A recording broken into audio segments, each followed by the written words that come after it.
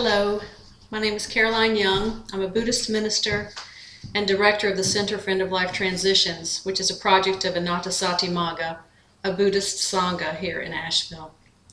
We offer workshops on completing end-of-life documents and advance directives, and on home funeral practices. We provide support and guidance within our community to those wishing to have a home funeral for their loved one. And we provide information on the different options for end-of-life and after-death care, and assist in these efforts when requested to do so. Some people are confused when I tell them what I do, so I'm going to start by telling you a story. When Edie was 13 months old, her family was told that her life expectancy would be 5 to 10 years. She was 9 years old when she died in her father's arms on Friday morning of May of 2008. I arrived at their home soon after her death. I sat with Laura as she bathed Edie, just as she had done for the last 9 years.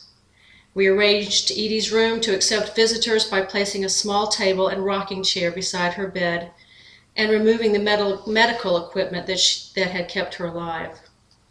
Edie's nurse's aide arrived, and she and Laura chose Edie's favorite clothes that would be her last outfit. Edie's grandparents had the opportunity to quietly hold her in the rocking chair that had been placed in her room.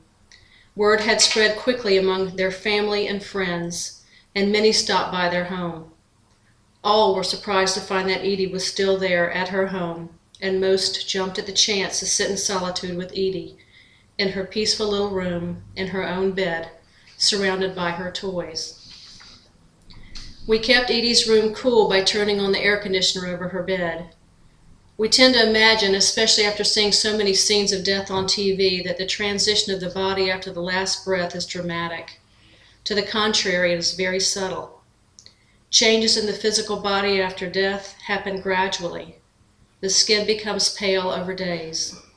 The benefit of this transition time to the family is that there is a sense of the spirit or soul leaving, and that their precious loved one is no longer in the body left behind.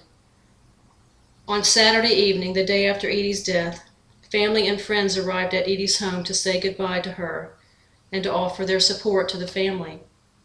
When I arrived, there must have been 50 or 60 people there, including countless children. There was a sense of quiet surrender and community.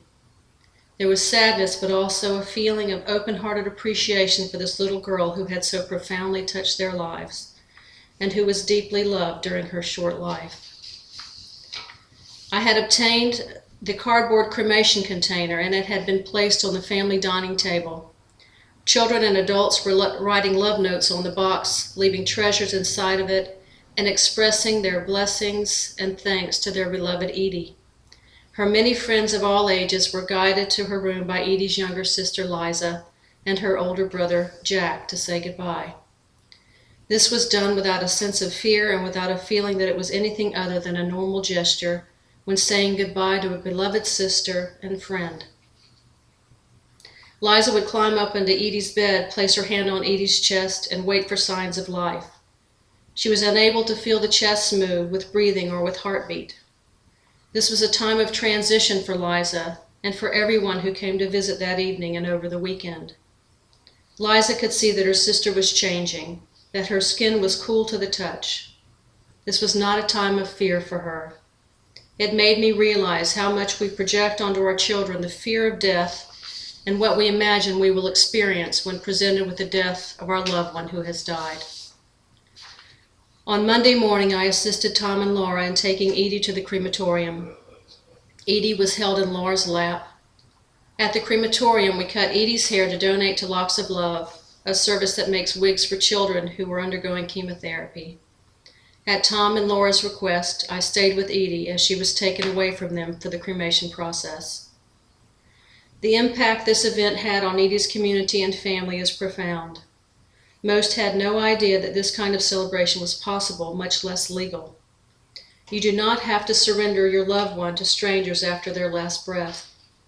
You can continue to care for them, expressing your love and your grief.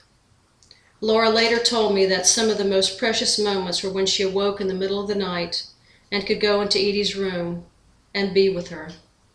Grief doesn't know visiting hours. It arises and subsides with its own timetable. So here's what I want to talk about. As Americans, we are a death-denying culture. The way we deal with death affects us environmentally, financially, and emotionally. We have forgotten that death is a part of life. We tend to see it as a medical failure. The average American probably spends more time, thought, and advanced planning on what type of microwave or refrigerator to buy or which model of phone will work best for us than we do on planning for our end of life, our last days, and our after-death care. The trouble is, we think we have time. As a whole, Americans are ill-informed about their choices. When someone is dying, the medical profession and families usually tiptoe around the fact that death is imminent. No one wants to say the words. Hospice care is available for individuals and health and their caregivers up to 6 months before death. The average length of time a patient is enrolled with hospice for comfort and palliative care is about 1 week. The person who is dying is missing out on being able to say goodbye, make amends, let go, and enjoy the last days of their lives. Few are willing to talk with them about their death. When it comes to after-death care, that's where it can really be a mystery. Most people don't realize that it is not a legal requirement to be embalmed.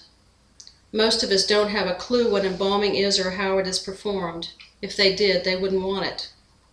For every body that is embalmed, approximately 120 gallons of untreated funeral waste is sent directly down the drain into our municipal water system. In addition to water from the hose running into the embalming table and ultimately into our sewage system, the waste holds a mix of body fluids, whole blood, fecal matter, liberated contents of internal organs, and the potentially carcinogenic chemicals in the embalming solution. The flow might also carry down the drain pathogens of any disease the body might have unknowingly harbored. It is legal to bury your loved one on your own land in Buncombe County, outside city limits. It is legal to transport your loved one in your own vehicle after death, and your family can act as funeral director when you die. The average cost of a standard funeral and burial runs over $12,000. Edie's funeral and cremation cost approximately $600. A typical 10-acre swatch of cemetery ground contains enough coffin wood to construct 40 houses, nearly 1,000 tons of casket steel, 20,000 tons of vault concrete, and enough toxic embalming fluid to fill a backyard swimming pool. Now here's the good news. By being prepared and informed of our options, we are able to step into this end-of-life transition with compassion, patience, and awareness. There are documents that you can easily obtain and complete to let your loved ones know how you want to be treated as you were dying, physically, spiritually, mentally, and emotionally. Green burial and conservation burial grounds are emerging in our area. Embalming is not allowed. The body is buried in a biodegradable coffin or shroud, and the body is buried 3 feet deep instead of 6 feet deep to allow our nutrients and elements to benefit and nourish the earth. Cremation leaves less carbon footprint than burial in a traditional cemetery. We are all going to die. No one is going to be left out. Plan for your end of life and your after-death care. Complete your end-of-life directives and then live a long and happy life, knowing that you have left your loved ones a gift. You will leave them with the information they need to fulfill their wishes. You will leave them with the information they need to fulfill your wishes, thus relieving them of the tension and stress that may arise when trying to guess what you would have wanted. Thank you.